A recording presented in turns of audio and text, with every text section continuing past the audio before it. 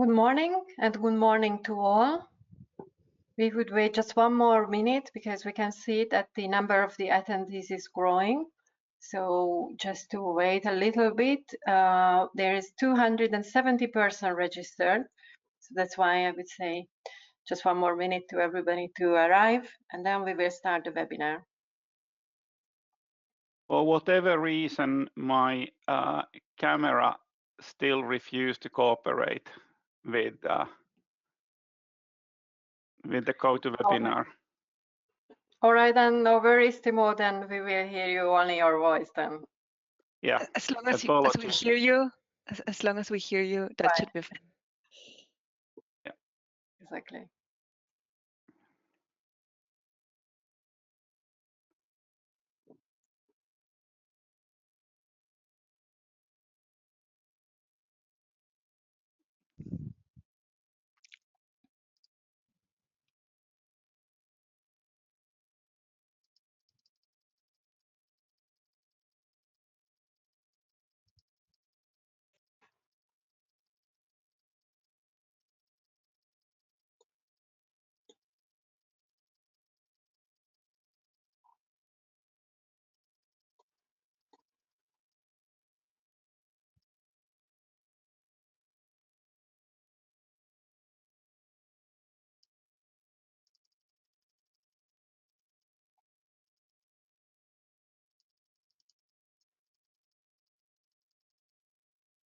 All right, I think we can start now. We have more than 70 attendees in the call. Altogether, we are at almost 90%. So welcome everybody to the MCSC webinar of co-optimization. This session today will be 2.5 hours long. This is the webinar after the survey which we introduced on the ENTSO-E public consultation website. So this survey was on the topic of the future use of the co-optimized balancing capacity and energy markets. And we are very happy that so many of you joined today to us. So as you can see in the agenda, we will have 3 main topics, and after each topic we will have a Q&A session. Now you can ask your questions in the question box, so if you have any question, just please write it there and we will answer it in the Q&A session right after the topics. If the question is something which we can answer in a written form, then of course we will write an answer there.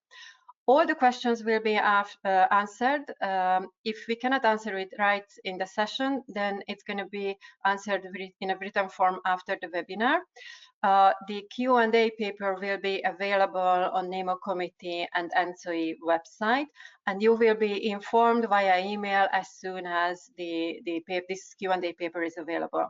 Also, this session is recorded, and it will be also available, so you will receive as many emails regarding as a follow-up. And I think that we can start. So I would like to ask Cosimo Campidoglio to start the session. Thank you, Kata. Good morning, everybody. Welcome to this workshop. Few introductory words to set the scene. You all know that now, some years ago, regulation introduced this provision for making available a co-optimized solution for TSOs along the way. The change in the market design is disruptive. So the first step, longly debated and agreed also with Acer, is to run this R&D process, which is made up of several steps. And the first step is try to identify the high-level fundamental market design choices, because co-optimization is a concept and can be done in many different ways. So the first step is to understand and agree on what we want to mean by co-optimization before starting the subsequent steps of R&D, prototyping, and all the rest. In this, along this process, we consider NIMs and TSOs together that it is fundamental in order to make a meaningful market design proposal to understand what's the need of market participants, especially, for example, in terms of representation of their cost, constraint, to allow them make meaningful bids. If bids are quality bids, then the outcome makes sense. Otherwise, algorithm can be sophisticated as much as we want, but it won't be representing meaningful prices. Hence the idea to involve you in this sort of informal consultation. You know, this is not a formal consultation, but it is an informal consultation, exactly to get input from you on what is accommodating the fundamental need of cost representation for market participants. This is just to say a couple of things, and here I'm going to conclude to leave the room to speakers. First point, the goal of this, not only of this webinar, but in general of this part of R&D, is not to discuss if to do optimization, but how to do optimization. Any discussion on the expectation and preferences of the parties is currently beyond the scope. We receive a mandate, and we have to comply to make proposal how to implement optimization. So this is our focus, to define the best possible market design options to implement optimization if and when that will be decided upon. Second point, we all acknowledge that what we are discussing, R&D on the algorithm, is only a part, fundamental but not conclusive, of the challenges of optimization. Very often it is made a mistake to reduce market coupling to an algorithm. The same for optimization is a more sophisticated algorithm. This is a piece of market design involving many other aspects. One of them will be obviously still related to the algorithm, the performance, which could become more and more challenging the more the market design is demanded. On top of this, there are computation time, and here we go to the operation and the organization of markets. The timings are allocated to the market. And then we go up to the fallback solution, what if in case of decouplings. And then there are legal and governance implications of this. So many fundamental aspects which are not yet in this scope of R&D. It is not yet for discussion today, but definitely will have to be addressed when, at a later stage, we will have a consistent proposal for optimization to be implemented. But once more, now the focus is only and limitedly to the market design options, and especially our focus has been particularly high on two topics. What we call the bidding language, so which is the kind of bid format which is better to allow to market participants in order to represent their cost and manage the constraints, and the implication on pricing, because obviously from the algorithm, more complex is the algorithm, more complex, is the algorithm, more complicated it could be to retain the standard pricing methods, linear pricing, and the pressure to go to other different pricing methodologies, which have in their own several additional implications to be considered. So this is what is the scope of our discussion, and our question we're targeting this this area concern. Now you will be reported from my colleagues the outcome of this consultation and some concept about the next steps. So I hope that today will be a good chance for you to be kept informed of how the process is ongoing, and to raise your question. It has been already said that we will try to accommodate your questions either today in speaking or in the following days in written form, because we consider highly valuable your contribution here. Thank you so much for joining, and I leave the words to my colleague. Thank you very much, Cosimo. Now I would like to ask Christoforos and Gerard to introduce the next point. Thank you, Kata. I hope that you can hear me. Yes, indeed. Today we are dealing again with a workshop on co-optimization. And why co-optimization?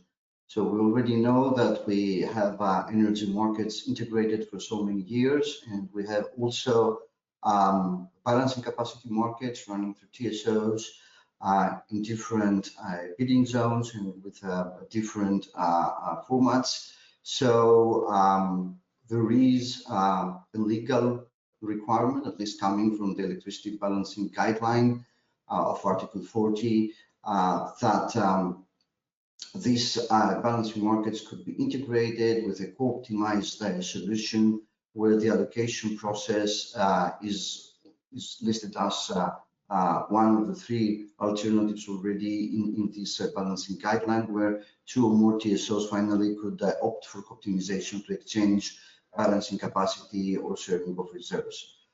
In that sense, optimization shall apply. At the same time, for the allocation of the balancing capacity resources in the bidding zone, or for the exchange of cross-zonal balancing capacity and sharing its reserves through the interconnections, and always with a contracting period that would be no more than 1 day. And these contracts will be done in 1 day in advance of the provision of this balancing capacity. So we already have some provisions in the algorithm methodology about applying optimization, and these provisions were already being discussed through a public consultation last year. There is also the harmonized cross-zonal capacity allocation methodology for the exchange of balancing capacity and reserves from the TSOs. Now we are coming to a point where we are integrating these different concepts, but these different platforms together in a co-optimized methodology that the target is to be included finally in the algorithm methodology. So in this sense, the process shall be integrated, and in this process to be finalized, we need a thorough and timely, let's say, R&D that will finally is aiming to provide a proof of performance with the stack algorithm, where, as I said before, both local resources and exchange will be allocated for both the energy and the balancing capacity. So, as I said, algorithm methodology already amended last year in 2024, and it is focused now on the required R&D that will be needed for introducing and, let's say, maybe also not introducing but concluding the set of requirements that will be used for optimization. So next slide, please, Emma, Kata. So in this algorithm methodology consultation, and as it was concluded with its final format and structure coming from the latest ACER decision, we have different steps for providing this proof of concept prototype that could be finally used for industrialization. So we have a phase where we need to extensively research and development our algorithm and define the final set of requirements that will be needed for the implementation. And this R&D phase is also split in different kind of deliverables, so in different and explicit and distinguished, or let's say, but however linked somehow phases where different kind of reports will be provided and will be also put under public consultation. Then, after concluding this R&D phase, we will need to come back and adapt the relevant methodologies. So that means that at least the algorithm methodology and it is satellite methodologies like the stack product methodologies or the standard balancing capacity methodology. And this will define finally the set that will be needed for industrializing the whole process. So now what we are doing, the NEMOs and the TSOs of the Market Coupling Steering Committee, we have already initiated the first step of this R&D, which aims, as already said before, on a conceptual study that will tackle these recitals A to C of Article 4, Paragraph 15 of the algorithm methodology, considering cost reflections, bid formats, order types used to participate in the market, and pricing implications. Our scope here is to analyze as many as possible different models and provide the pros and cons of this model, consult them also with market participants, collect the input of market participants in order to be able to provide a meaningful finally design to be used by market participants. So next slide.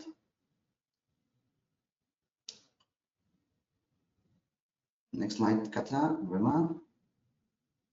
So a very quick and brief introduction for optimization. So co-optimization is a process where at least we define the optimization of different objectives, in our sense, with the optimization function aiming in the maximization of the sum of the economic surplus for energy and balancing capacity, and this will be done for each trading day and each delivery day. So in this process, and in one step, not in different steps, in one step, we will provide a co-optimized allocation of cross-zonal capacity for balancing capacity, which will be integrated in the stack market coupling calculation process, aiming in a higher potential of economic efficiency. So theoretically, these day-ahead and balancing capacity markets can be cleared based on same needs, assuming that we have a balancing capacity prices mainly defined by opportunity costs, and this resulting from the day-ahead market profits. As an alternative, we can use also circuit bids for day-ahead energy and balancing capacity. And as I said before, this bidding formats and bidding coordination is also under this R&D process. A target here in integrating balancing capacity in energy is to include the balancing capacity process in a market with increased liquidity and efficiency. So in theory, optimization can overcome the drawbacks of a market-based allocation, which is currently implemented also in some areas. And well, the main disadvantage could be considered, let's say, the forecast errors and coordination inefficiencies that do not allow the liquidity of the day-ahead market to be directly accessible to the balancing capacity markets. So here now we are providing the first chance of discussing the inputs of market participants already collected through the survey that we have executed 2 months ago, and provide you with also with the key insights of the work that is already in the process. Thank you, and I think Gerald can take now the floor. Yeah, so good morning, everybody. My name is Gerard Dorman. I represent the TSOs in this project. I want to go a little bit deeper into the different processes that are relevant for balancing capacity. Today, we are primarily talking about co-optimization, which Christoforos already has explained. However, I will point out there are actually 2 models that are possible for the exchange of balancing capacity, and both are relevant in the electricity balancing guideline. So we need to make clear that the balancing capacity is procured by the TSOs to ensure the ability to activate balancing energy. So TSOs want to make sure that they actually can do the real balancing, and therefore they pay for capacity upfront to avoid that it is not available when it's really needed. Today, balancing capacity is mainly procured on a national basis, but not in the Nordics, as I will show. But you can say in general, trade reduces costs, and it should be exchanging balancing capacity should increase social welfare in general. The 2 models are most relevant, and both are mentioned in 2 different articles from the LNG balancing guideline. The first one I show is what is called the market-based approach, where the balancing market is cleared. The balancing capacity market is cleared before the day-ahead market. So if you see in the upper figure here, in the green box to the left, the balancing capacity bid preparation by the market parties. In order to be able to prepare those bids, you need a forecast of the day-ahead prices, because the main component of your costs are opportunity costs. If you use capacity for balancing, you cannot use it for energy, so you lose money in the energy market. So you should need to know these prices. You make a forecast. Based on these forecasts and other relevant parameters, the market parties prepare their bids, send them to the TSOs, and the TSOs do the balancing market capacity clearing. However, also the TSOs need a forecast of the expected market price, because they have to need to make a trade-off between using cross-zonal capacity for balancing capacity or using it for energy. And because of the uncertainties here, there is a limit today of 10%, maximum 10% of the cross-zonal capacity can then be used for balancing capacity. Once this market is cleared, taking into account these forecasts, the TSOs sent the accepted balancing capacity bid back to the market parties, so they know how much capacity they will need to set aside for balancing capacity. And the TSOs sent the final cross-zonal capacities to the market clearing, because these capacities may have been reduced because of the exchange of balancing capacity. And from there, it's let's say business as usual. The market clearing receives the exchange capacities and the energy bids and clears the market as today, but on the bids are modified. This approach has been used in the Nordics since December 2022 and is considered successful in the Nordics, although when you learn from doing, you can improve things and things will be improved. But it's considered a successful approach so far. The alternative, which we mainly will talk about today, is the co-optimized process, which is shown in the lower figure. In this case is what we call integrated bids. We will come back more to that later today, where the market parties prepare one, let's say, integrated bid for both balancing capacity and energy to ESTEC. Of course, the structure of these bids will be different from what they are today, and that will be discussed later today. But there is one set of bids sent to ESTEC. The TSO sent across all the capacities, and the market is cleared, take into account both the need for balancing capacity and the need for energy, and both markets are cleared at the same time. This is the situation with, as we said, integrated bids. But a model with explicit bid is also considered, where you have, let's say, two different bids that somehow are linked together. All this we will come back later today. But the main point here is you have in principle, two different models: a market-based approach, a sequential market-based approach, and the co-optimized process, and where the co-optimized process can have two different flavors with integrated bids or explicit bids. And theoretically, of course, the co-optimized process has advantages, because you don't need, in theory, you don't need to forecast. So you get the prices for energy are directly used to determine one total optimal solution. So that's what's a bit more detail about these processes, and then I will give the word to the next presenter. Thank you, Gerard. Now we have two representatives from ENTSO-E, so I would like to ask Mehdi and Yves to present the next slides.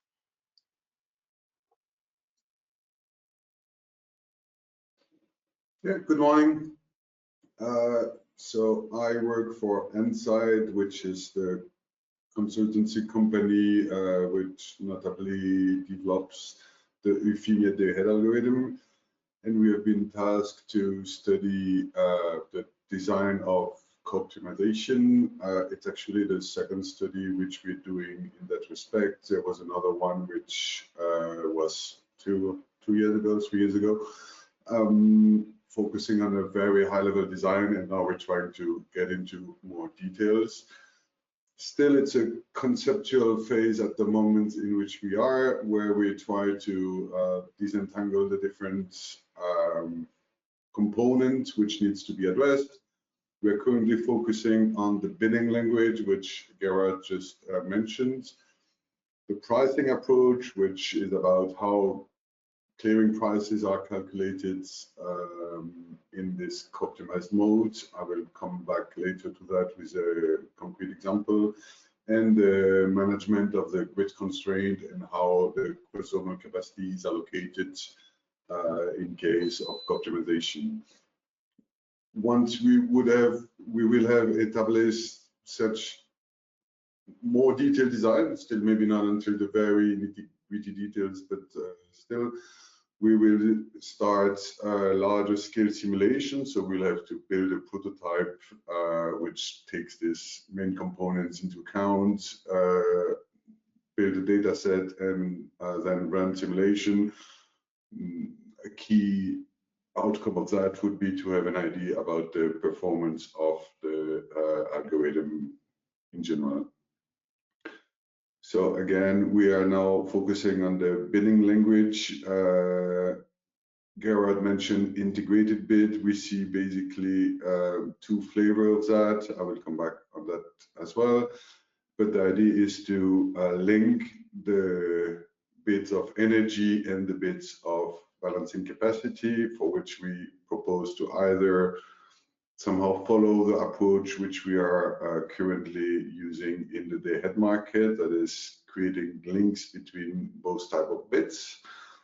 Another, which is here referred to as combined bids, is a way to represent a specific asset more into the details, including its cost, which may be fairly complex in some cases, notably when there are indivisibilities and fixed costs which needs to be tackled. From a technical perspective, we call that non-convexities, and these non-convexities create some challenging in terms of pricing. That is notably what you already observe in the current day-ahead market, with the occurrence of paradoxically rejected block. So the idea is to try to find an equivalent way of managing these complex constraints and to define the prices. As you may suspect, optimization is a challenging topic.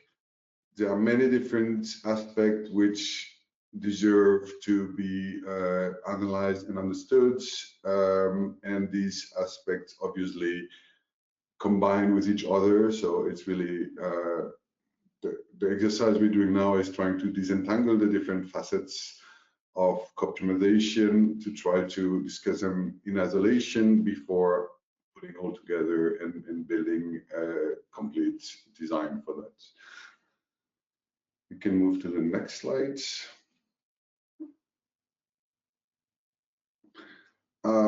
So this slide represents somehow the big areas which we will study, the upper part being the one we are currently more focusing on. Again, in blue, the bidding language, that's really the product offering of the systems, where you can have these two types of bid, the link bids and the combined bids, where you, as the market participant, will represent the constraints which you are facing, which are mostly represented in a cost way at the end, because these are the costs which the algorithm will optimize to maximize the social welfare. And you need to adequately represent the fact that you can substitute one product by another, but also that at the end, it is expected that the most flexible products receive the best rewards. Notably, we expect that the AFR price will be at least as high as the MFR prices. Another important aspect is how to address how would the TSL bid the demand for balancing capacity. So whether the demand will be fully inelastic or whether there is a price sensitivity which has to be taken into account.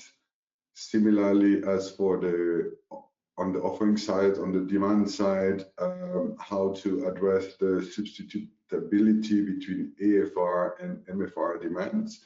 So can AFR cover demands for MFR and this kind of aspects?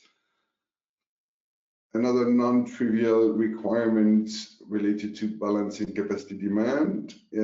So the very important new aspect is that balancing capacity can be procured cross-border, and that implies that TSO in a given country or bidding zone or LFC area, whichever, can source his balancing capacity from another zone, but the TSO would like to add a constraint that this other zone is somehow not too far away. So it doesn't, well, it would at least appear fairly awkward if Fingrid in Finland would procure balancing capacity from Red Electrica in Spain.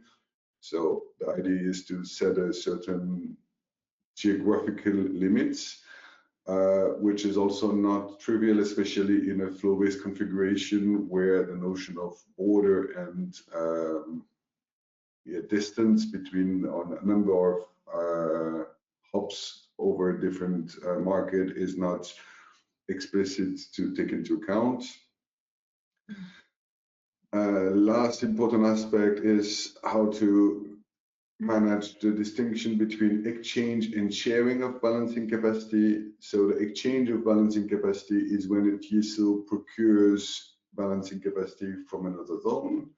The sharing of balancing capacity is when two TSOs jointly procure balancing capacity as a way to manage a risk, counting on the fact that it's very unlikely that they will both need the same balancing capacity volume at the same time.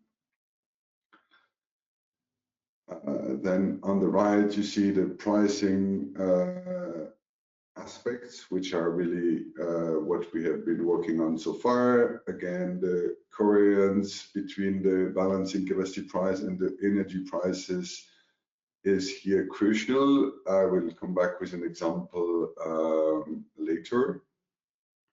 But also you need that the cross-zonal capacity is valued and allocated correctly, in the sense optimally from a welfare perspective.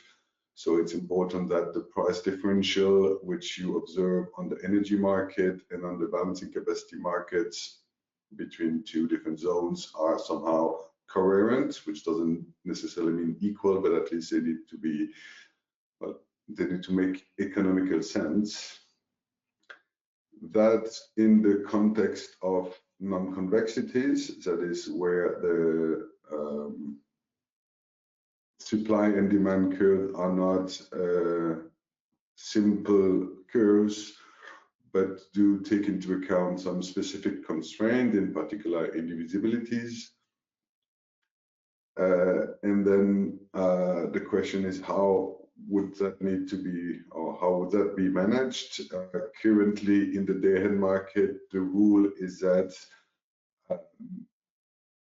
if an order is indivisible, it can be rejected, although it is compatible with the clearing price, but it cannot be accepted if it's not compatible with the clearing price. We call that paradoxically rejected blocks are then possible, but paradoxically accepted blocks are not allowed.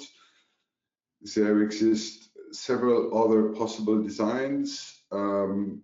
Many TSO currently have a slightly different rule, which may appear the same, but which is not. That is that the price of balancing capacity equals the price of the most expensive accepted offer. It may sound similar, but it has practical differences. Then again, we consider to use the same rule as currently in the day-ahead market, that is avoid paradoxically accepted bids. But there is another variant which is slightly more complex from any angle. It is to allow paradoxically accepted bids, so a bid which is incompatible with the market price, but it's still accepted because that still creates welfare.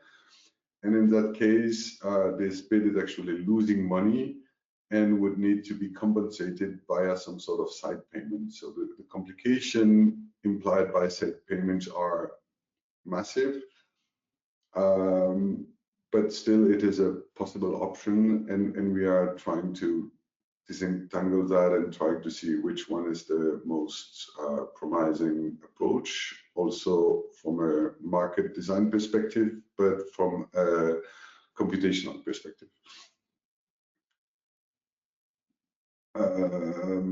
And then once these three boxes would be addressed, we will get into other aspects. The network requirements, of course, an important aspect is to make sure that when balancing capacity is procured by TSOs, then they will be able to get it later. So the cross-zonal capacity needs to be reserved in a way to give space for balancing capacity activation in real time. And there are different flavors of making that possible. Either what we call a deterministic requirement, make sure that the cross-zonal capacity, is reserved in 100% of the cases. So even in the very worst case, you have guaranteed that the balancing capacity can be activated in all possible patterns. Or you may consider a probabilistic requirement where you only cover a certain percentage of probabilities. Another interesting aspect related to network allocation relates to netting. So netting is very common for energy. If you have a flow in one direction, you free up cross-zonal capacity in the opposite direction.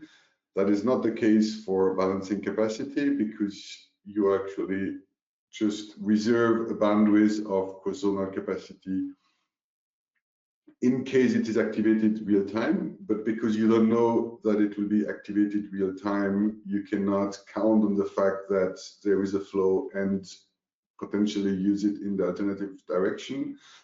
And that does create quite interesting flows and price patterns, which touch the notion of counterintuitiveness. Last but not least, the relation with long-term transmission rights. Currently, there is a process called LTA inclusion that is making sure that the long-term allocated rights become feasible in the day-ahead market, but that needs to be adapted to take into account that the allocation is now twofold, a part for the energy, but also a part for the balancing capacity. Then the gray box is about algorithm, which is our specialty at the end. Scalability, reproducibility, rounding procedure sounds as three fairly easy words, but that is where we plan to spend a lot of effort to make sure that the other set of requirements, which I just mentioned, actually deliver a good solution in a reasonable time. Last aspect, which is a bit more further away in terms of addressing them, is IT aspects, notably how the bids are linked. Taking as a starting point today's situation, it's fairly complicated to link the bids which are provided to different entities, typically TSOs and EMOS. So that is another aspect which will only be addressed at a later point. You can switch to the next slides.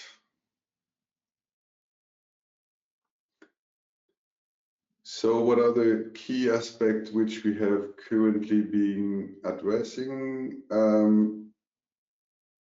A very crucial one is the one about bidding language, and the objective is to provide the market participant with adequate tools, so adequate products which accommodate different requirements. So on the one hand, some assets are very specific and challenging to represent with simple bids. And for that, we would design asset-specific products, typically for thermal orders. This is well known in the academic literature. A little less for storage and for demand response, but the idea is that you would somehow provide the different technical and economic capabilities of an asset, and then to the algorithm, including the prices or the costs, and then the algorithm will somehow allocate this asset automatically. Still, that is a very, well, the intention is to be precise in the way to represent some assets. But on the other side, we are well aware that some constraint will never be modeled, or it will not be possible to represent very specific or non-trivial constraints in the algorithm, notably when they start relating different assets and how the different assets within a portfolio interact. And because it's very difficult to have one category of orders which do both, our current proposal, or at least the way we are working currently, is to have two different types of bids, either asset-specific bids, which then are able to represent an asset in a fairly sophisticated way, or what we call here link bids, which would be a more generic order enabling to cover everything that is related to portfolio and all the constraints which are not modeled by the asset-specific orders. So that is for the bidding language. We also are quite advanced in our discussion about pricing. Two big aspects. One, which I will explain through an example in the next slide, is about marginal pricing as a notion, and how the opportunity cost of the other products are taken into account. So when you offer for 3 different products with the same assets, for instance, energy, AFR, and MFR, the algorithm will have to choose which product will be offered, possibly none of the 3, but typically one out of the 3. It can be a combination.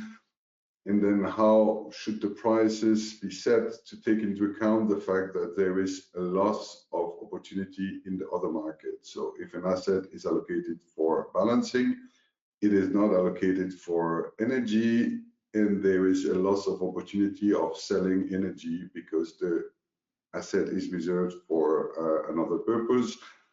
How is that addressed?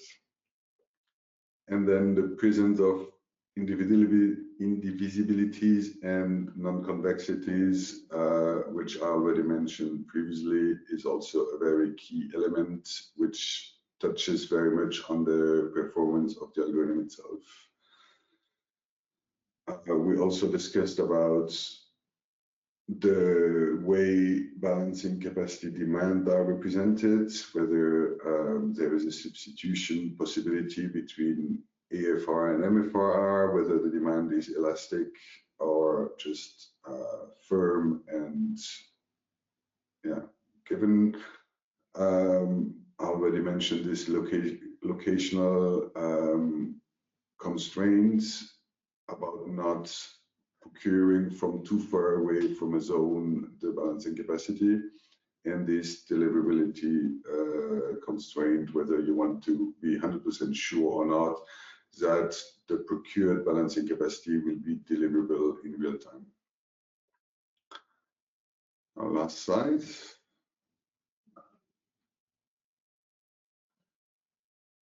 This is a rather simple example to explain this main notion of pricing, or a key difference when pricing in co-optimization. For that, we have a overly simplified example. On the left, you see the energy market, and on the right, the balancing capacity market, in this case for upward, let's say MFR. On the energy part, you have a demand of 400 megawatts in elastic demand, or at least very high price. And on the balancing capacity, a demand which is also inelastic, 150 megawatts. And you see there are 3 market participants. In the market for energy, you have a supplier willing to sell a lot of energy at a fairly high price.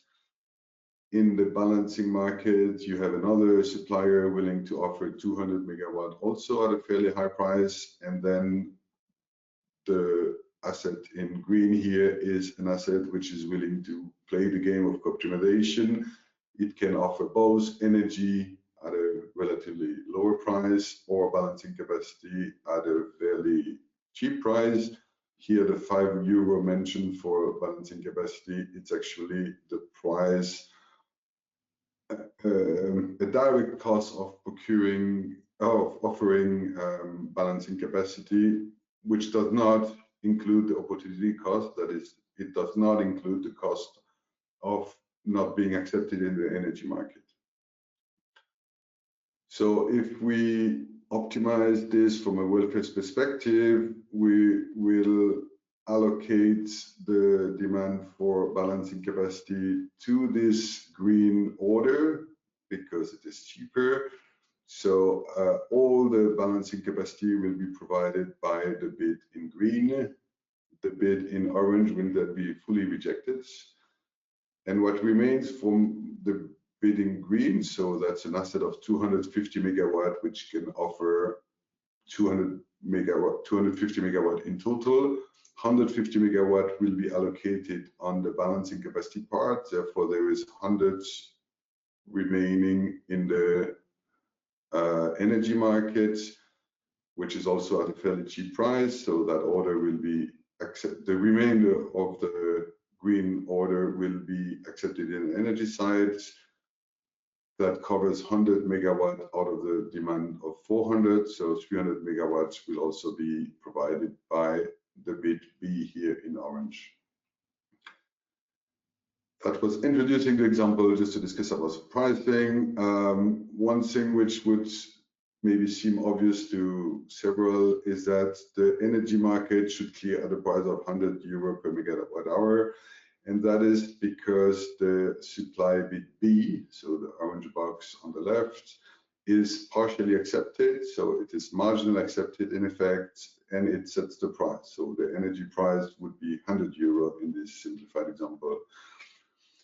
And the balancing capacity price would be 45. And that is maybe more intriguing because where does the 45 come from? There is no order at 45. So why is that the optimal price?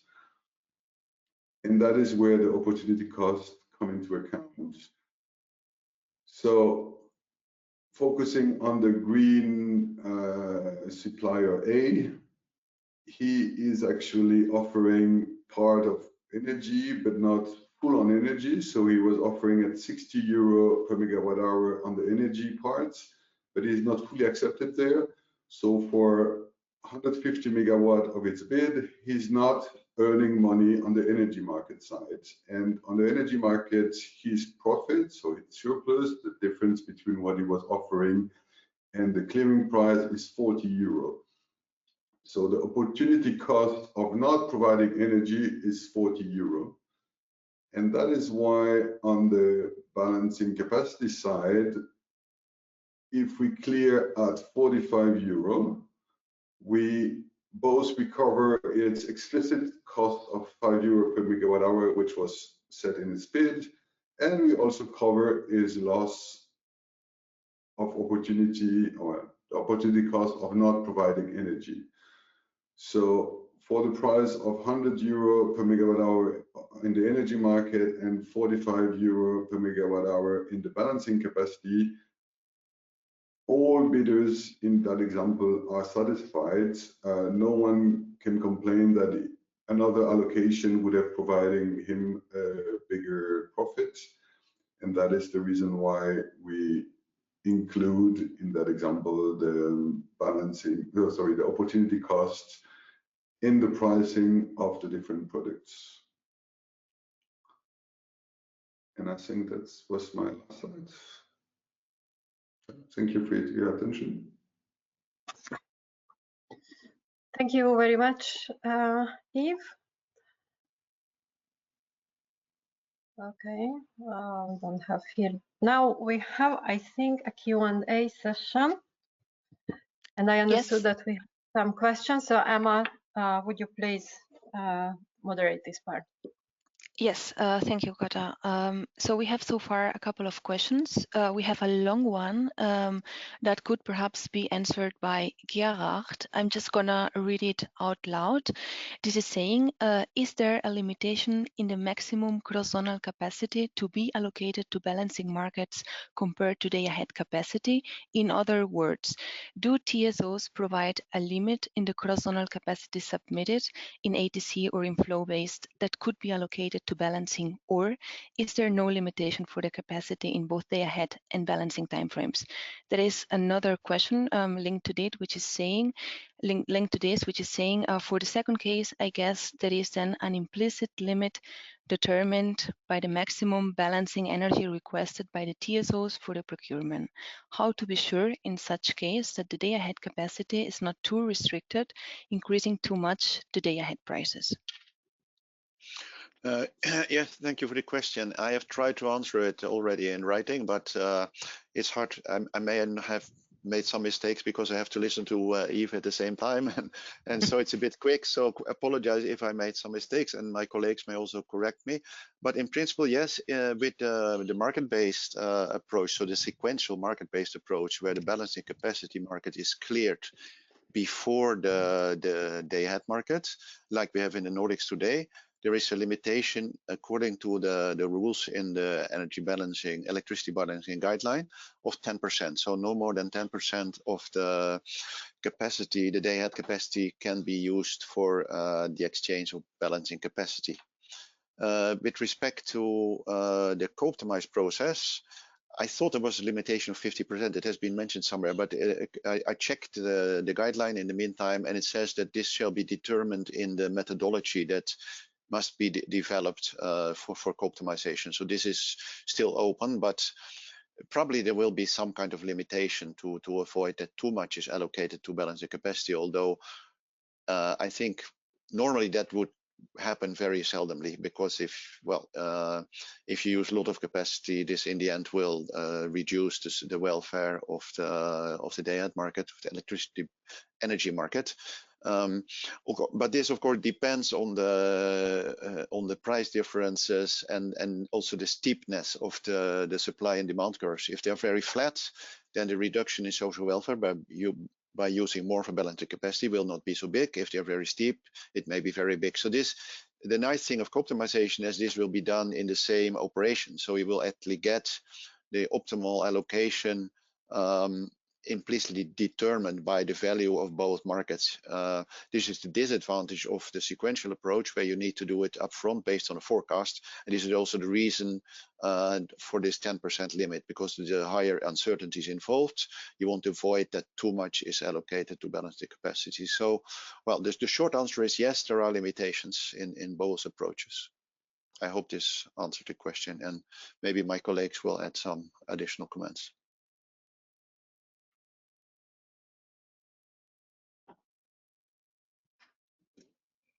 Okay, thank you. If there are no further additions, I will jump into the next question.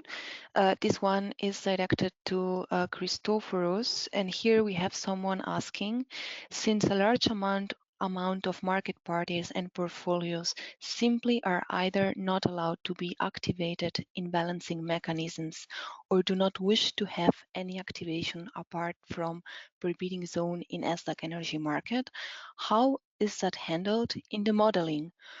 Just put in a different way, how to deal with that large chunk of ESDAC buy and sell orders that cannot be utilized for balancing cross-zonal capacity reservations? Well, if I could say, there could be different types of bidding. So there could be only energy offers or energy combined balancing capacity in the energy offers. So to my understanding, at least what we are trying to do here is to provide both options. So there will be no actual that limitation. So if there are specific bids for energy, they will be considered only for energy. And even if so there is only explicit bids both for balance, only for balancing capacity, they will also be considered only for balancing capacity. So actually, I don't see a kind of restriction that could be applied finally. I don't know if I answered this question correctly. In any case, we can take it over also and provide a written answer. But I don't think currently any problem or any restriction. Thanks, Christoforos. So jumping into the next question, that's for Gerard. Someone is asking here, what is the difference and benefit of this co-optimization approach when comparing it to the Picasso and MARI processes? Yeah, thank you for the question. I can understand that this may be confusing when you jump into this, because we already do exchange balancing energy. But this is very different from balancing capacity. But once you jump into it, it may not be obvious what's the difference. So to make sure that there is enough capacity available for balancing, the TSOs reserve or pay for capacity today upfront before the clearing of the day-ahead market. The rules are very different from country to country. There used to be actually in many countries very long-term contracts, like yearly contracts for balancing capacity. And of course, why do the TSOs do this? Because they want to be really sure that they can balance the system. Because if everybody uses all his capacity in the day-ahead market, for instance, because prices are very high, in the end there will be no capacity left in real time. And then if something happens, which is of course it does all the time, you cannot keep the system in balance, and then we are in big problem. So the TSOs need to make sure that there is capacity available in real time. And you can so you can pay a generator. Let's say you have 100 megawatt of capacity for generator. You can pay the generator to keep 20 megawatt aside to make sure that it can be used in real time. That is the kind of contracts we used to have traditionally, and then it has been moving more towards real time, and there are requirements in the regulations, etc. Today, it's mostly done on a much shorter basis, day ahead, kind of, and then co-optimization moves this together with SDEC. So this is not done today. Today, the capacity is well, in most countries, not exchanged. It's done on TSO by TSO basis. And then once it comes to real time, the TSOs use this capacity that somehow is reserved to make sure that the system is in balance. And this is done in Picasso and MARI is done, this energy is exchanged. And the TSOs will then use the cross-zonal capacity that, let's say, happens to be available.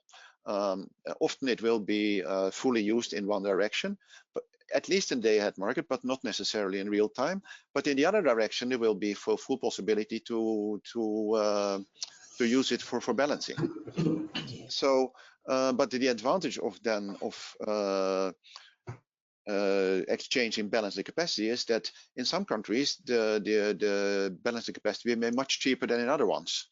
For instance, because there is generally much more capacity, or the supply curves are much flatter, or many reasons why in one country the balancing capacity will be much cheaper than in the other country, and that it actually is beneficial from a social welfare perspective to use some of the cross-zonal capacity for keeping it apart, to use the cheap balancing capacity in one country to substitute expensive balancing capacity in the other country. So that's the idea. And then it is available for the Picasso and MARI energy market. So it's very important to make this distinction between the capacity market, that you reserve capacity upfront, and possibly also cross-zonal capacity, and make the distinction between that capacity market, which is about availability, and on the other hand, the energy balancing energy market in real time. I hope it was a rather long answer, but I hope it answers what you asked for. Thanks, Gerard. There is another question for you, which is saying, is FCR still not in scope for this study?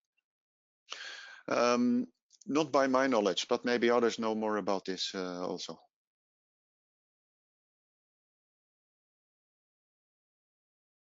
Okay, And there is one further question that's directed to Mehdi, and this is saying, could you please explain the difference between linked bits and combined bits? Yes, sure. Do you want to go, Yves? Or, essentially, do you hear me well? Is the sound okay? Perfect. We can hear you, yeah. Excellent. In a nutshell, linked bits are similar to bits you have today in SDAC. You would have separate bits for balancing capacity and for energy. And for instance, to model the fact that a given asset cannot provide both a product reserve and energy, we would link those two bits via an exclusive condition, a bit like exclusive block orders that you have today in SDAC.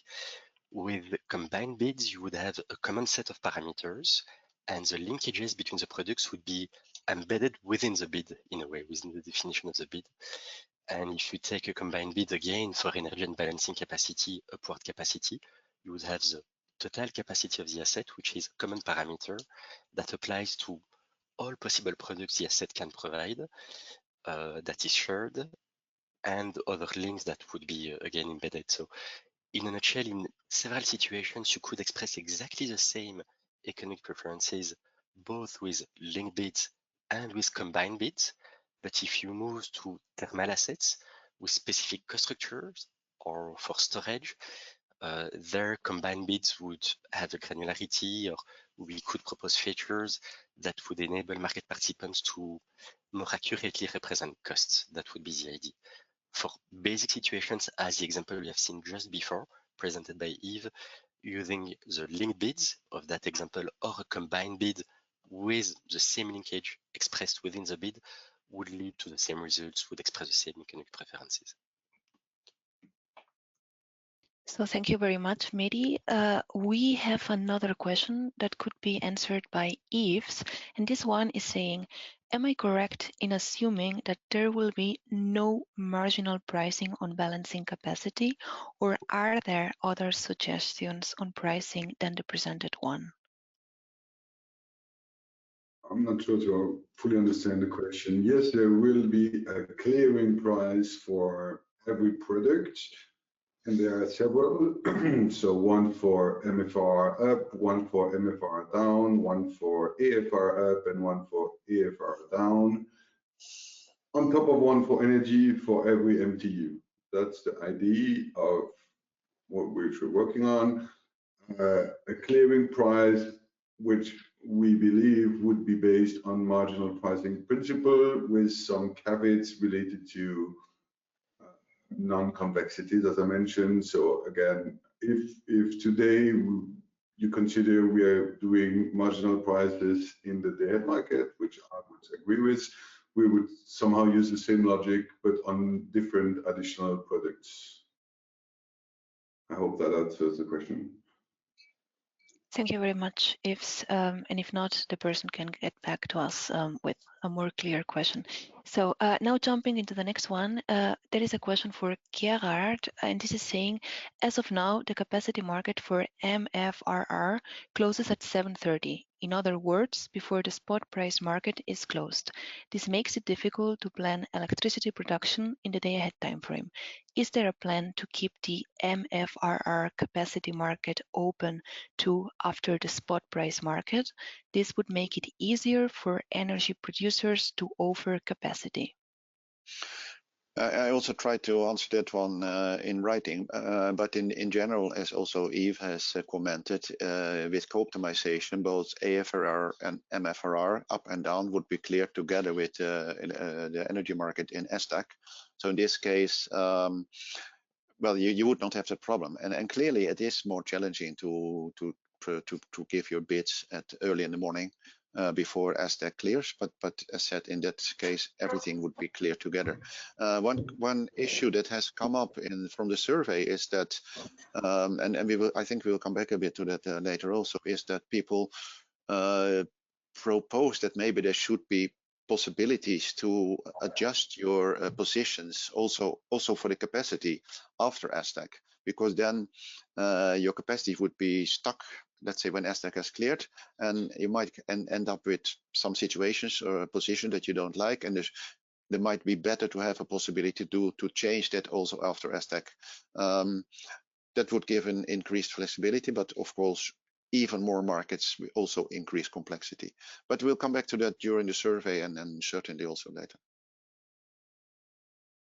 Thank you. And with regards to the question that Yves answered before, there is a counter question which is saying, in the illustrated example provided by Yves, what would have been the euro megawatt hour payment to the selected balancing capacity orders? Would it have been €5? It would have been a combination of €45 for the balancing capacity part, therefore 45 times 150, and €100 for the energy part, therefore €100 times 100 megawatt. They just would be paid as cleared.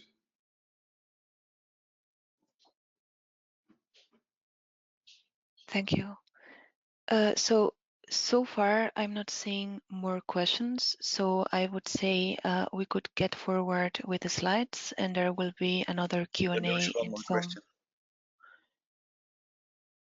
But this is Yeah. for now. Yeah. Okay. Yeah, I said under co-optimization, could both linked bits and combined bits be available as market products, or will it be one or the other? Right now, perhaps I can quickly take this one. Right now, the suggestion is to propose both so that you really have a wide range of tools to express your economic preferences in that new market. So the basic proposition for now is to keep both, to have both options, to maximize expressiveness of the tools available to market participants.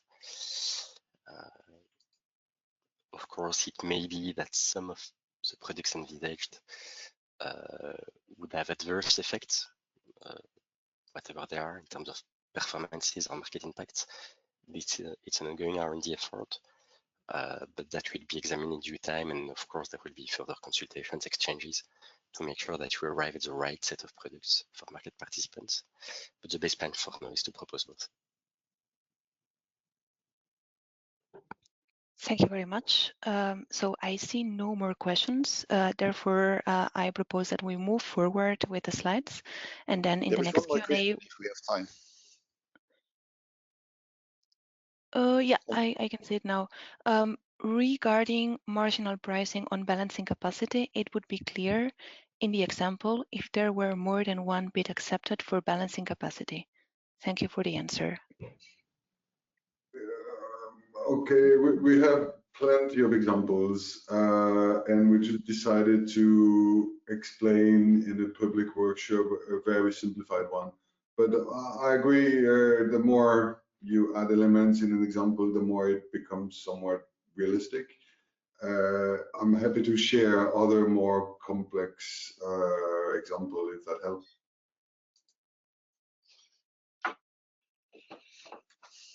Would it then be by a screen sharing or afterwards, or how? That I'll leave it to you to tell me. Yeah, maybe we can edit in the Q&A that we will draft at the end. Once it is finalized, that would be perhaps the best way forward. I'm not reading the question, so I don't know who asked, but maybe this person can be then more specific about what he would like to see as an example exactly, so we can exactly answer his needs. Okay, thank you. If I may add on these, we could provide more examples finally in the written answers. And in any case, what we are planning in our report, at least for public consultation, is also to include all the relevant illustrative examples and the background of theoretical, let's say, arguments for backing up all of these options. So we're not ending here. There's going to be an analytic public consultation on all of these proposals. So in practice, we have a small tool which runs the example, a mini algorithm, so we can make it as complex as you want.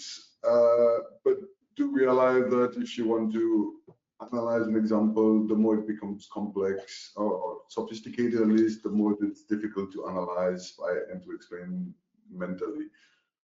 But no problem still.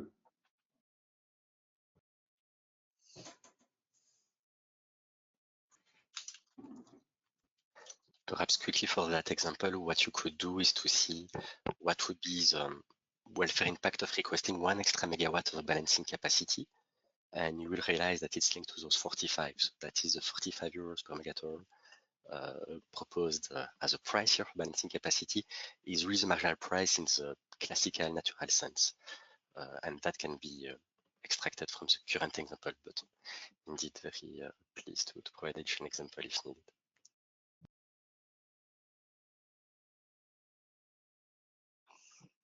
Thank you. So then let's move forward to the next section, and then we will keep answering the questions that will arrive in between. All right, thank you very much, Emma, and for all the answers. So the next topic would be presented by Oliver and Gerard. The floor is yours. Yes, thank you. Can you hear me? Yes. Yes, perfect. Right, so I am Oliver Hedegaard. I'm with the Danish TSO Energinet. Here to talk a little bit about the survey and the interviews we've conducted as also part of this initial R&D phase. So early on in the process, both NEMOs and TSOs agreed that with co-optimization representing very large potential change in the markets and the way we know them, it would not just be prudent, but it would actually be quite smart to involve and engage market participants at an early stage. So, because even though TSOs and NEMOs may not be advocating for the implementation of co-optimization, we do believe that the R&D can provide, should provide valuable insights into what co-optimization may imply, as well as what can and cannot be done. And for this, we are absolutely certain that we also need the input of market participants as an iterative thing, basically. Now, this is to some extent simple because it's because of the fundamental consideration that without a good framework for market participants, there's no chance of well-functioning markets, and that any new implementation in any case must be something that market participants can actually work with. It has to work. So we are focused on engaging and listening to you, market participants, first through the informal survey, and then followed up by some in-depth interviews along the way. So even though we had limited material to share with market participants up front, this is indeed a new topic and much research is still ongoing, participants actually wanted more background information. They somehow wanted more homework, but we still managed to gather 31 good survey responses and actually hold 7 in-depth interviews that were still full of quite good and fruitful discussions with new perspectives. And so thank you all for that. I see at least some are also participating today. So to just say briefly how these interviews went, they were indeed all quite unique. Each participant were initially selected on the basis of specific issues and topics that they were knowledgeable about.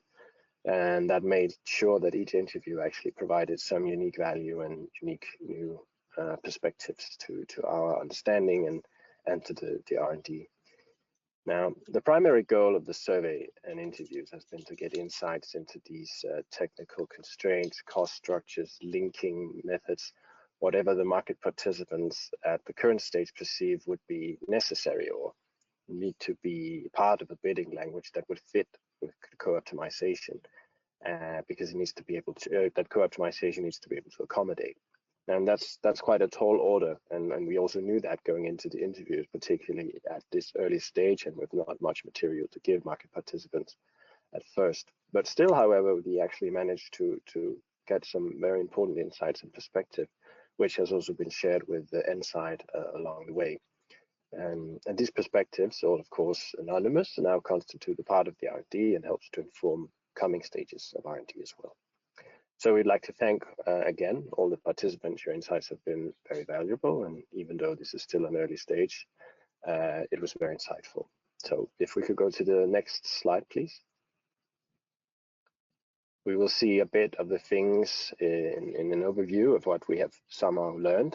This is non-exhaustive. There were many other things discussed, and I will just take you briefly through some of the topics. So first of all, some market participants expressed some degree of skepticism and curiosity, and that's quite understandable towards the co-optimized allocation method. Much of that we also discussed was related to the uncertainty that still very much is about this topic, and there's indeed a lot of that. So, but ranging from very skeptical to curious to positive, market participants came in with very different perspectives and ideas that has indeed complemented our understanding and the R&D as a whole. At the more high level, market participants actually raised some concerns about the uncertainty surrounding market transparency and price information, price formation. You know, as already basically touched upon by Insight colleagues here, with joint clearing of balancing capacity and day ahead, to what extent will the bidder be able to decide and understand the market clearing, decide what to bid for and bid in? How is that going to work? All of these sorts of questions, which have been really good for us to get, because we don't know that that's something that should be focused on and should be explained. And also importantly, how can such a setup actually affect signals for forward markets and future investment decisions and so on? Because there may be direct and indirect consequences for a lot of things. And these are indeed important things to take into account. And digging slightly deeper, some market participants have highlighted a range of things, some within the scope of current phase of R&D and some basically out of scope for now. But for both, I can say that input was of high quality and really something that had to make us think a bit. So to first dwell a little bit on the out of scope topics, I believe it's already been mentioned, but it can be mentioned again. The out of scope topics mentioned here are, of course, not disregarded. They're simply just out of scope. They are not disregarded. They are actually critically important. But to get to a stage where we can actually assess algorithmic complexity and associated risks, we need to somehow build a foundation first. And then this is, of course, a concern that comes in, but we need the foundation first. And that foundation consists, among other things, of the actual bidding language. And also here, market participants have provided some quite interesting perspectives, some of which were also indeed new to us. So that has been very fruitful. So, and to elaborate a bit more, market participants were also somewhat concerned of the impact co-optimization may have for them on their internal IT systems, the way they do forecasting. And while some say that indeed co-optimization will decrease the need for forecasting a day-ahead result, as also theoretically highlighted, others were much less sure of this and saying that continuous optimization of portfolio is anyhow still something that will be heavily based on price forecasts. So that could again prove to be a more complicated topic than at first thought of. So, and again, some highlight that co-optimized setup will be hard to make if you want to avoid that each market participant has to make a very large number of bids, or at least have to create and allow for very advanced bid linking, which could then again have complications and is not trivial, it's quite hard. So essentially, there's a very high demand from market participants for more knowledge on the representation of also how they can represent different units and link linking of bids and cost, how to express the cost structures of their assets. And one thing that's perhaps not so surprisingly also kept up is that market participants really believe that bidding language suitable for co-optimization should allow for as much flexibility as possible on their end. Some saying that it should at least provide as much flexibility as they have today. And otherwise, some see it as a difficult thing, if not impossible, to actually represent their costs and the constraints that they have in their physical assets. And to dig somewhat deeper into this and some of the other interesting topics that market participants have highlighted, which the survey and interviews have helped to inform our current thinking about, I will leave the next slides for Gerard. Okay, thank you, Oliver. Just to add, I'm not sure if you said it, maybe I didn't listen as well, but you, a number of topics you said were out of R&D scope, but in this phase. So there are new phases coming after this one, stretching all the way to September 26, I think. And there, these topics will definitely be taken because, of course, they are important. Maybe you said it, and I missed it. But indeed, it's good to clarify. Yeah, exactly. important to emphasize. Yeah. So I will dive a bit deeper in some of the issues that we got feedback on in the survey. Not everything, of course, but we don't have so much time. But some important issues, and this was also already mentioned by either Cosimo or Christophorus, I believe, but a very important issue. So we see, and there are two cases. In the upper case, we have the cost, the technical characteristics, and the constraints of the portfolio of the market participants. They translate into bits. They are, let's say, equal or well translated into bits. We do the co-optimization in SDAC. We get the result that we like. And then why do we like it? Because the costs are well represented in the bits, and we get a real optimization of social welfare. However, in the second case, we say that, okay, we have the bits, but they do not represent the costs very well. And of course, they will never be perfect. The cost structures are very complicated. Of course, you know that well, and you can never do everything. There will always be a trade-off, which you also have today. But if they are not, let's say, if there is a large distance between the real cost structures and the real costs and the bids, because the bids are not able to represent those costs, we can still do the co-optimization. And from a mathematical viewpoint, it's still optimal, but it doesn't represent the real costs, and it does not really optimize social welfare. It does so apparently based on the mathematics and the actual inputs, but it does not so in reality. So this is a very important issue highlighted by many of the respondents in the survey. How will it be possible to represent the costs well? And this is really one of the difficult issues we need to dive deeper into. Then there is also, and I will have another slide on that also, that and I also mentioned this before, that you may get in co-optimization, you have less control with the result than you have with today's processes. So you may end up in situations that are hard to correct. So there were some suggestions, as I said, of also have an secondary market for capacities after the co-optimization. Yeah, the last statement I will come back to. So we can take the next slide. This is about the cost elements, also related to the previous slides. What cost elements do we have? As said, the bid format should allow the market participants to adequately represent the underlying costs and constraints. What costs do we have? And there are some examples here actually, and this is definitely non-exhaustive. We have talked with several market participants that explained the cost structure, but still, let's say, on a high level. We didn't get the mathematical equation, so to say. So it's and we did not include everything here. But the picture is quite clear that the cost structure is really much more complicated than it appears to be from, let's say, the classical models of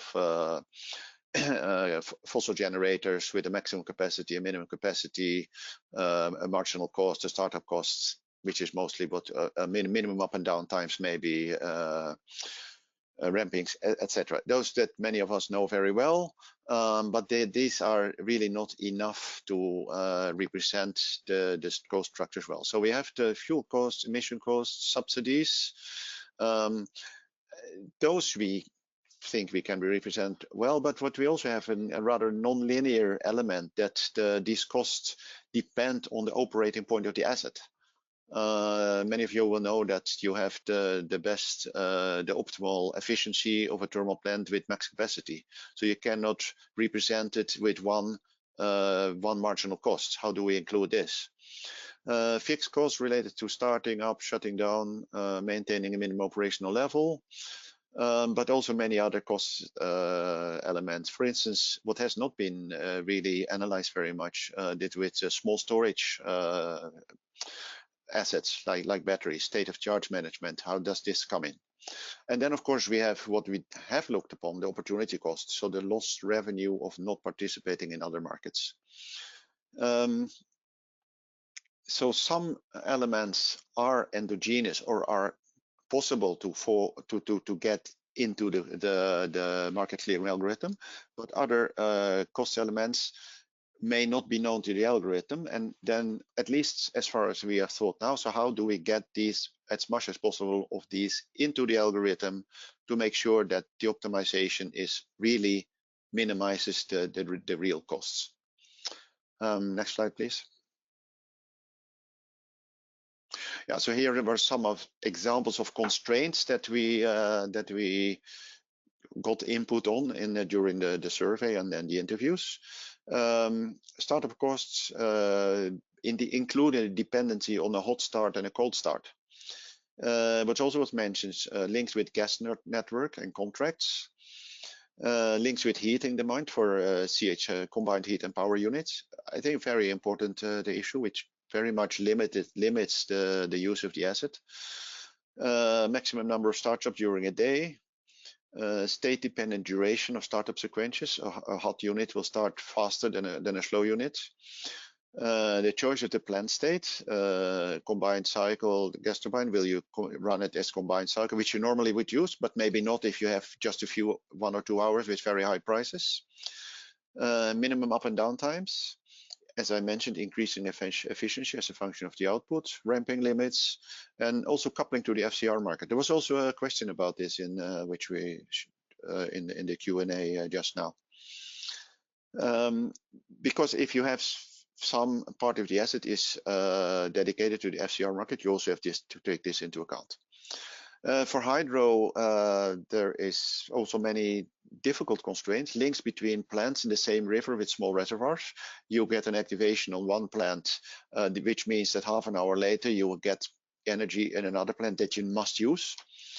Complex relations between water values and reservoir levels, especially in these strings of plants in the same river.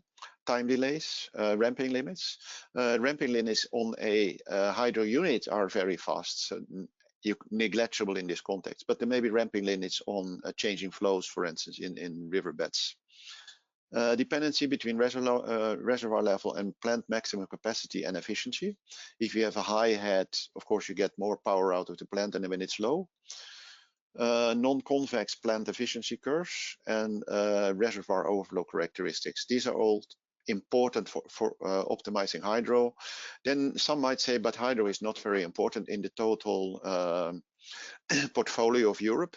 That may be true. I don't know. Maybe it's 15%, something like 15-20. But I would say in the context of balancing capacity, hydro may be very important, much more important than the share of the energy. So, and if you don't take into this account these constraints well, the result is not optimal and maybe not worth the effort. Next slide, please.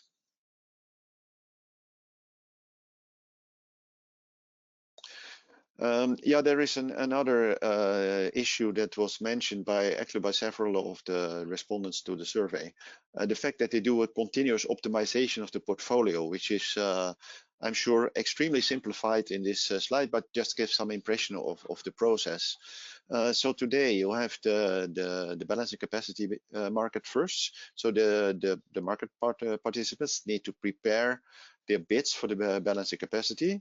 Then we get the completion or the clearing of this market. The market participants know their obligations for capacity.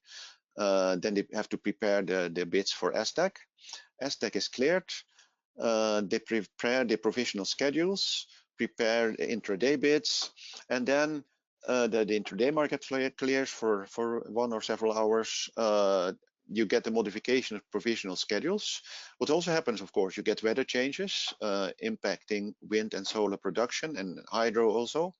You get outages, both of transmission and production. You get activations in the balancing market. This was also mentioned. You have certain assets, you have balancing capacity, then you're activated. That changes the whole status of the unit. A hydro unit uses water, which cannot be used otherwise. A thermal unit comes in another status. So that changes quite a lot. And you have intraday trade, of course. So this changes all the assumptions you made, and you do a re-optimization, prepare intraday bids, etc. This is a continuous process. And in the end, you end up with the final dispatch. But there is a long distance in a way in time and in dispatch IDs between the clearing of the STAC market and the final dispatch. And some said was the result of STAC has nothing to do with final dispatch. This is a financial commitment. In the end, you have the final dispatch. It is quite different for many reasons. If this is the case, there is also, you may say it's more doubtful what is the use of optimization of something that is very far from final dispatch anyway. So this was also something that was brought up by some market participants. And if this is important aspect, then maybe sequential solution may be just as good as co-optimization. So this is some of the important impressions we got from the survey and the interviews afterwards. Thank you. Thank you very much to both of you. And now, Emma, I'm wondering, do we have any questions regarding this part? Yes, we have a question which is saying, which is the focus on balancing cross-zonal capacity reservations? Why is, sorry, apologies, why is the focus on balancing cross-zonal capacities reservations so much on cost structures, given that equally short and long-term value of the short and long-term value of producing, consuming, trading now or later is key?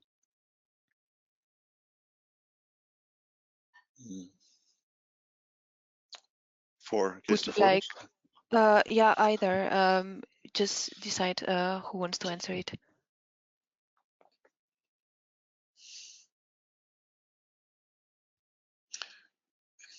I'm not really sure if I understand the question completely, but my point now has been that to reach a real optimization, it's important that the algorithm represents the real costs. If not, you have a kind of quasi-optimization, and which does not go back to, does not really minimize the costs because they were not represented well in the algorithm. And if you do that, you will also implicitly get the optimal allocation of cross-zonal capacity. I don't know, Christopher, if you want to add something. Well, actually, I'm trying to understand the equal short and long-term value of production or consuming or trading now or later is key. So I don't think that actually there is an equal value in different kind of time frames in trading. And this is actually a key concept, different when we're coming closer to the final delivery. So and maybe we have to try to consider this again in written. So but actually I don't get the assumption. So what we have equal short and long-term values. Okay, so then let's hope that the person can perhaps repost it in a more clear way, and if not, we can. I can say that we can try to find, because this question is actually an internal question coming from Nimos, so we can do this. Okay. Okay, thank you. So now we have another question, which is saying, could an overview of geographic distribution of informal survey responses and detailed interviews be shared? For example, A from CWE, B from other parts of core, C from Nordic Baltic, D from Southern Europe outside of core, plus Ireland?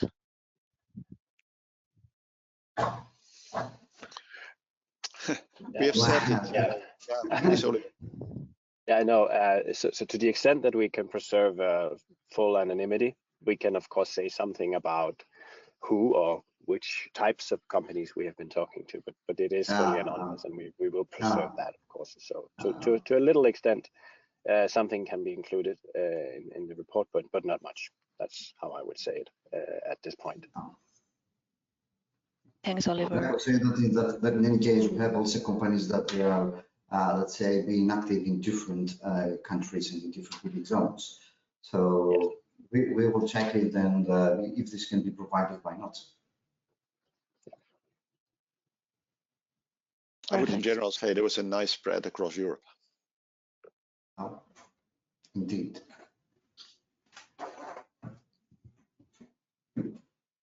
So looking at the questions, there are no new ones. We've for sure got some questions that we will answer in written form because these require big explanations and so on. So that's why we will tackle them in a written form in the Q&A file that we will provide afterwards.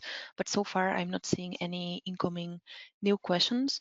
That's why I would perhaps keep with the presentation and get to the roadmap. And then after that, we will have another Q&A section and maybe some more questions will be entering the system in a couple of minutes. So let's go ahead. All right, thank you very much, Emma. So for the next topics, I would like to ask Timo and Maria to present the slides. Yes, thank you all. Timo Suhonen, working for Nord Pool and being within the ESDAC MSD, working with the co-optimization since Acer kindly handed over for us. So as we have been discussing, we have been doing the conceptual study since February broadly, and been working on the topics we have been going through earlier today, so I will skip those. And so the R0 report referring to the algorithm methodology milestone will be completed by end of the first quarter, by end of the March. And from there onwards, we will continue the R&D work until towards end of 2026, based on the current planning you see on the slides. So after the first phase, we will be jumping to the next part, where we will focus on more into the curtailment management, system operations, and other tasks related to or more outside of the actual algorithm itself, because obviously the co-optimization is way more than just the algorithm and interfaces and the bidding coming from the market participants to via NEMOs to the algorithm for the computation.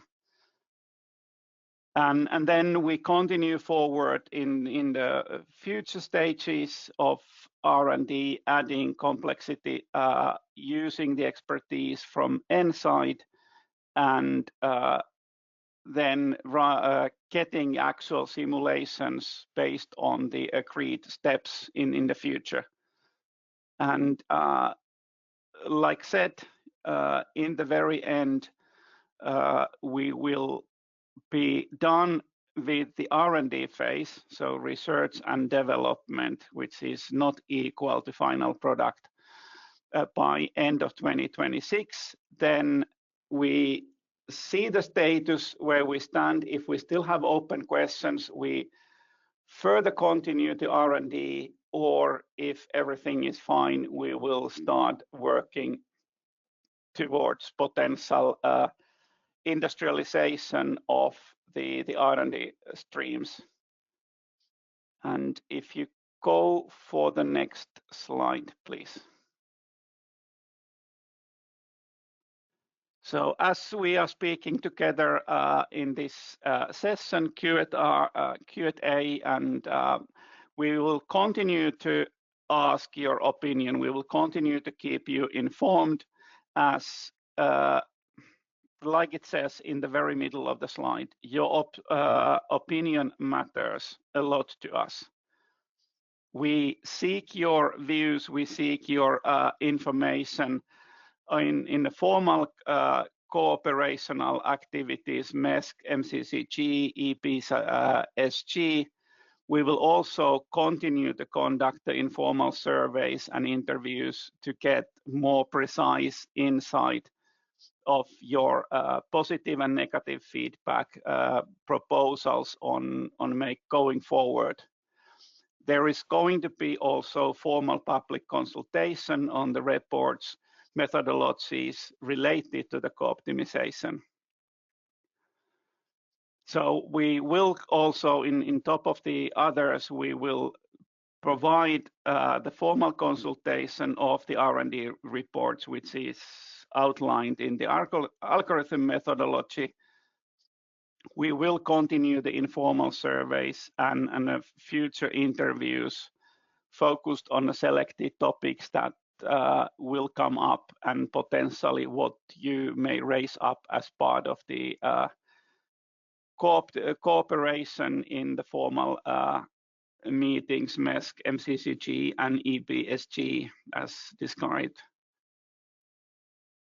And then in a normal way, we continue to keep you informed about the next phases, the scopes of those phases, contents, and the challenges we face with the co-optimization. So please stay tuned in the future communication. Use the existing channels to provide feedback when you see it feasible. The NEMO TSO representatives in MCCG are one of the best channels to get information towards us. So that's in short what we have in the future. But in the timeline you see, this is taking a couple of years in the future to complete. The concept of co-optimization is complex.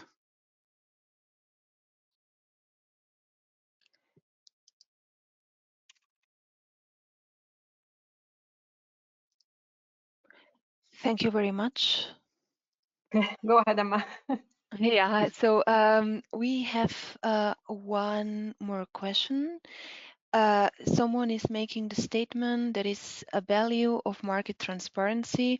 Do you see a risk that co-optimization will require more complex bits and hence result in increased situations of non-intuitive flows, paradoxically rejected bits, etc.? Who wants to pick that up? I can try and then Okay. ask others to complement.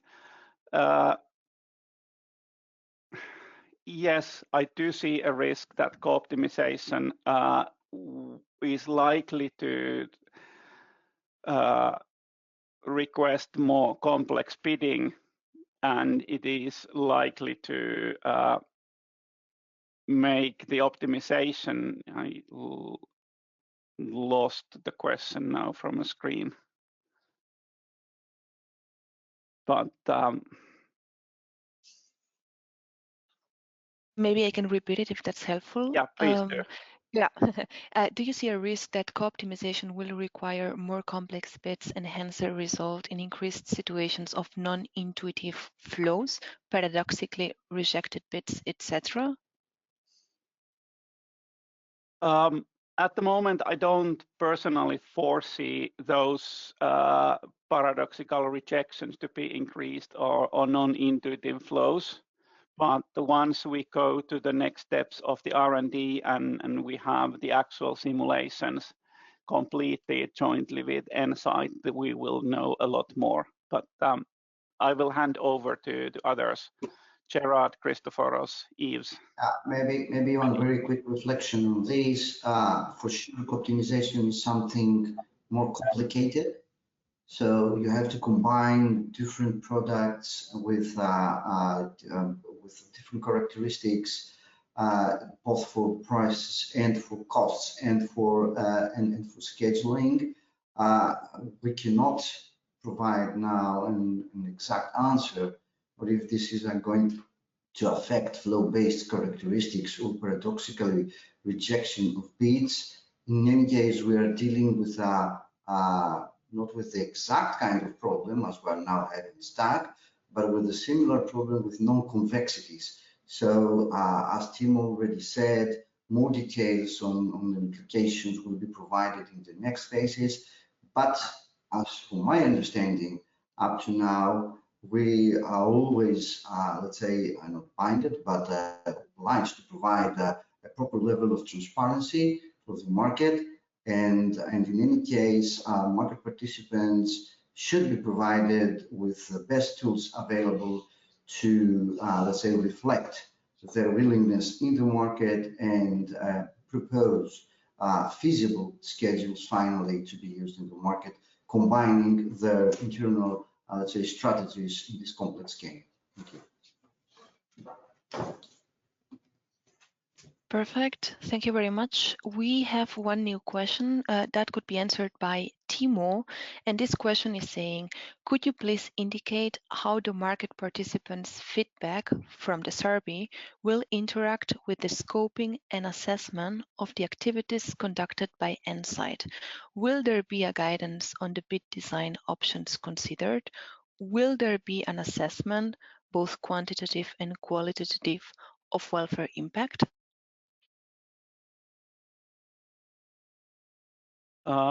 Based on the first feedback, we are already fine-tuned the work we are doing with ENTSO-E. We continue to look the detailed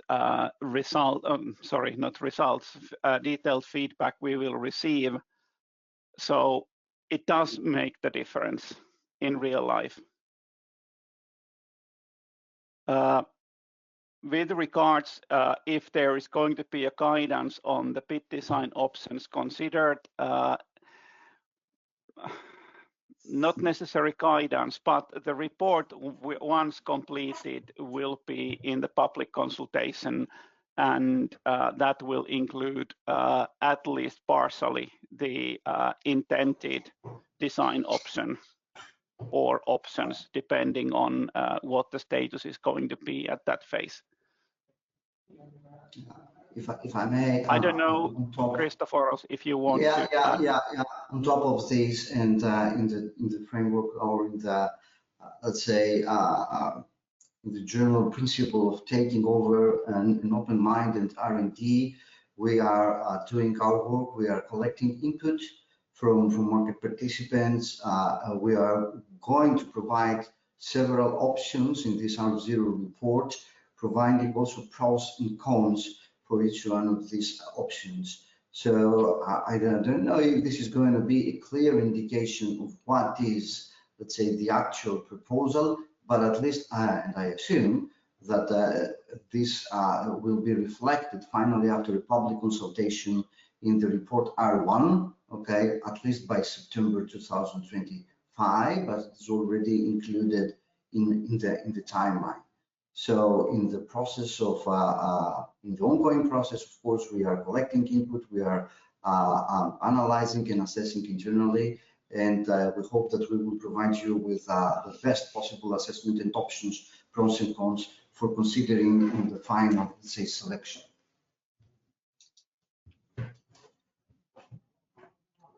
Thank you very much, Christophoros.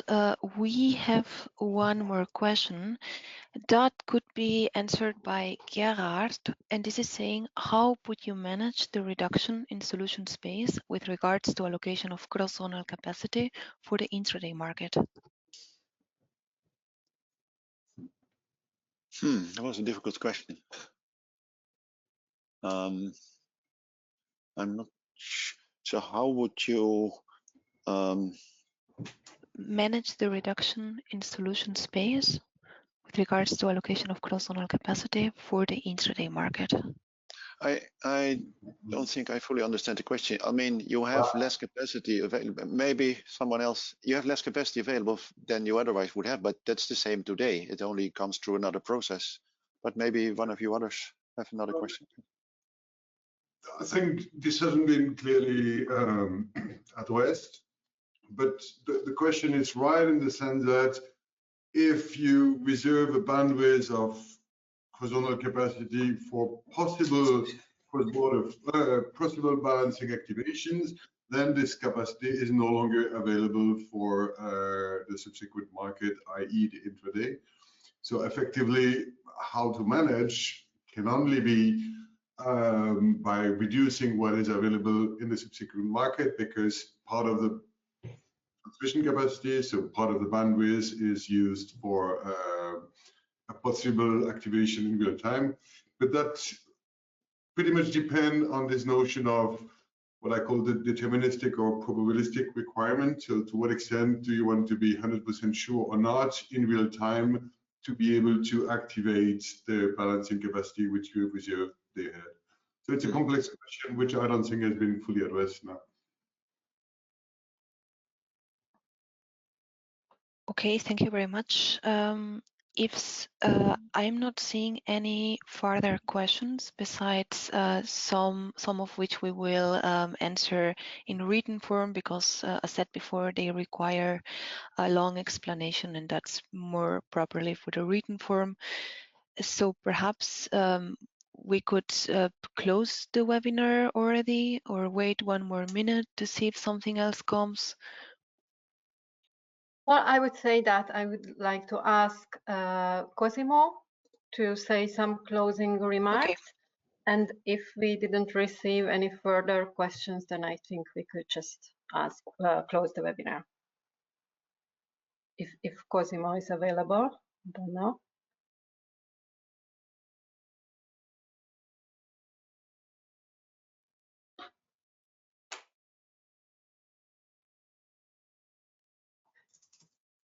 Maybe not. So then I would just give him 1 more minute. And in the meantime, so I would like to raise your attention that this webinar was recorded. It's going to be shared with you. You will receive an email notification about that. Also, the Q&A session in a written form as a Q&A paper will be also published on the NEMO committee and ENTSO-E website. You will receive another email regarding that. But due to the Christmas period, I think it won't happen until January. But in January, we will send you several messages regarding that. So I don't know if Cosimo, do we have you here? Maybe yes. not. Okay. Sorry, I'm here, but I got distracted from parallel assignments. Sorry for that. You know, Aula, please. Can you repeat the question? It wasn't a question, it's just a request that would you like to close the webinar with some summarizing thoughts? Yeah, I would say, first of all, thank you all for joining. As you saw, this is only the beginning of our work. We have many further steps of the R&D to perform, and your input is key here to fine-tune this first part, the decision on how we want to define the high-level issues of the market design, which will be setting the base for the prototyping, then for the performance impact, and so on. So this is a long way to go. We assume that this is the first, not the last moment where we exchange views on this. You will have, after the meeting, in the minimum available time, written answers on all what we could not directly address today.